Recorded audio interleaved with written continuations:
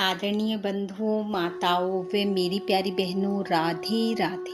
आपका हमारी YouTube channel पर बहुत बहुत स्वागत है।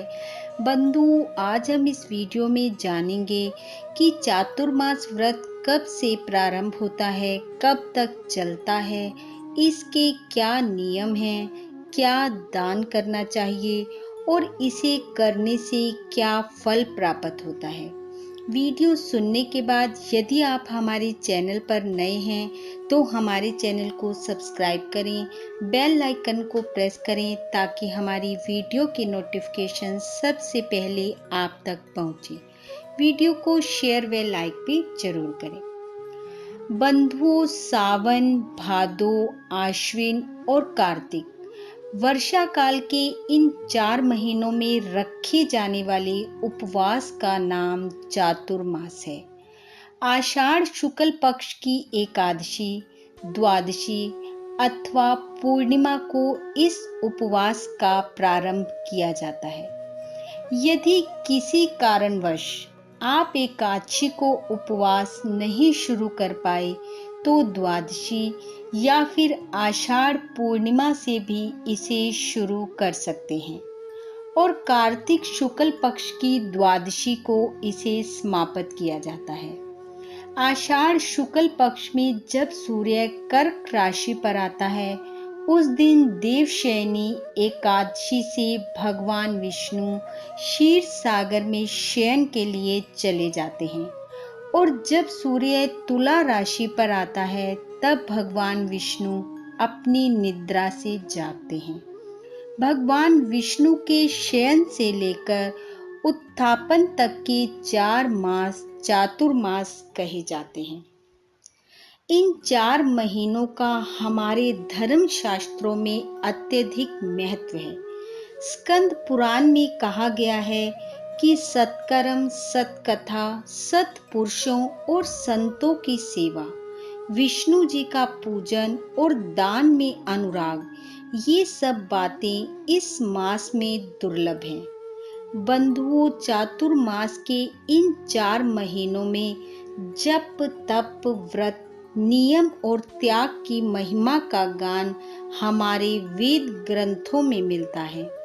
इन 4 महीनों में बहुत से ऐसे नियम होते हैं जो मनुष्य को यथाशक्ति धारण करने चाहिए और उनकी निर्विघ्न पूर्ति के लिए भगवान श्री हरि से प्रार्थना करनी चाहिए। बंधुओं, आषाढ़ शुक्ल पक्ष की एकादशी देवशयनी एकादशी कहलाती है, जो कि इस बार 1 जुलाई दिन बुधवार को है। चातुर्मास व्रत को धारण करने वाले इस एकादशी से चातुर्मास का संकल्प कर प्रथम भगवान विष्णु की प्रतिमा को प्रणाम करते हुए उन्हें पंचामृत से स्नान करवाएं, श्वेत वस्त्र धारण करवाएं और श्वेत वर्ण यानी कि सफेद रंग की शैया पर भगवान को शयन कराएं। धूप दीप आदि से भगवान की पूजा करें और प्रार्थना करें कि हे श्री हरि, हे लक्ष्मीकांत, मैं आपको शयन करवा रहा हूँ और आपके सम्मुख चातुर्मास व्रत का नियम ग्रहण करता हूँ। आप मेरे समस्त मनोरथ पूर्ण करें। आइए अब जानते हैं कि आप चातुर्मास में किन नियमों को धारण करें। चातुर्मास व्रत धारण करने वाला व्रती हर रोज नियम से सुबह जल्दी उठे, स्नान आदि कार्यों से निवृत्त हो भगवान विष्णु का लक्ष्मी सहित पूजन करे। यदि आप शारीरिक तौर पर अपने आप को स्वस्थ महसूस करते हैं तो एक समय भोजन का नियम लें, जिसमें आप सुबह शाम दूध, फल, चाय या कुछ भी ले सकते हैं, परंतु अन्न एक समय ग्रहण करें। भूमि शयन का नियम लें, ब्रह्मचर्य का पालन करें, प्याज, लहसुन, मांस, मदिरा का त्याग करें, पर निंदा का त्याग करें, असत्य मत बोलें, ईर्ष्या द्वेष का त्याग करें, अधिक से अधिक जप तप करते हुए समय बिताएं। 4 महीने तक गायत्री जप का नियम लें, सुबह या शाम वह आप अपनी सुविधा के अनुसार कर सकते हैं। भगवान शिव के मंदिर में शिवालय की सफाई का नियम लें। भगवान शिव को दूध, दही, घी, शहद और मीठे बूरे से स्नान करवाएं। 4 माह तक श्री हरि को तुलसी अर्पित करने का नेम लें। व्रत समाप्ति पर दीप दान करें। प्रातःकाल नियम से भगवान सूर्य को जल अर्पित करें। भगवान विष्णु और भगवान शिव के सम्मुख नित्य कीर्तन का नियम लें। नित्य प्रति पुराण, धर्म शास्त्र और कथा कहानियाँ सुनने और सुनाने का नेम धारण करें। पीपल और गाय की सेवा का नियम लें। बंधुओं, यथाशक्ति यथा भक्ति, आप जिन नियमों का पालन कर सकते हैं, भाव व श्रद्धा पूर्वक करें। इसके अतिरिक्त चातुर्मास में त्याग का भी बहुत महत्व बताया गया है। त्याग के विषय में ग्रंथों में बड़े बड़े उदाहरण प्राप्त होते हैं। चातुर्मास के दौरान गुड़ का त्याग करने से मधुर स्वर प्राप्त होता है। तेल के त्याग से अंग सुंदर होते हैं। घी के त्याग से सौंदर्य प्राप्त होता है। श्रावण माह में हरी सब्जियों का त्याग करना चाहिए। भादो माह में दूध और दही का सेवन नहीं करना चाहिए। अश्विनी माह में दाल का सेवन त्याग देना चाहिए।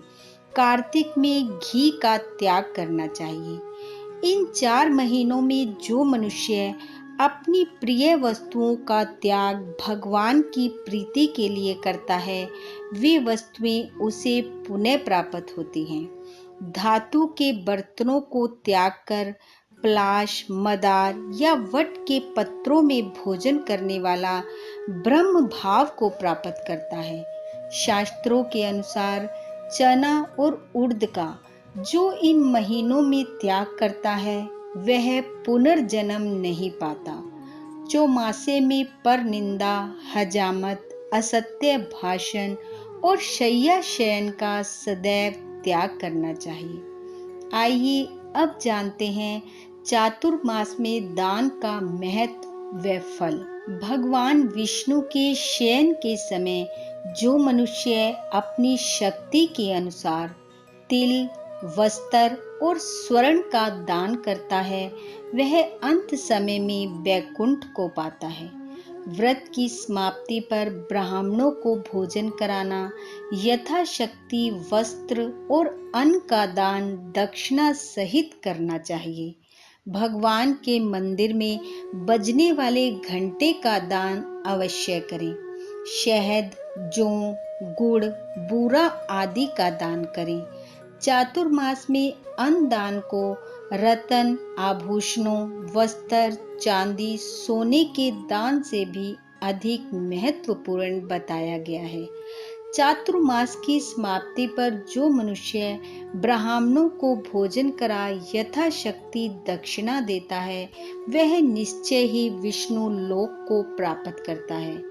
जो मनुष्य 4 माह तक ओम नमो नारायण इस मंत्र का जाप करता है, उसको अनंत फल प्राप्त होता है। चातुर्मास व्रत को करने वाला मनुष्य इस लोक के अक्षय सुखों को भोगता है, धनवान और भाग्यशाली होता है, आरोग्यता को प्राप्त करता है। उसके कायिक, वाचिक और मानसिक सब पाप नष्ट हो जाते हैं। उसे उत्तम संतान की प्राप्ति होती है और प्राणी इस लोक के सुखों को प्राप्त करता हुआ अंत में विष्णु लोक को जाता है।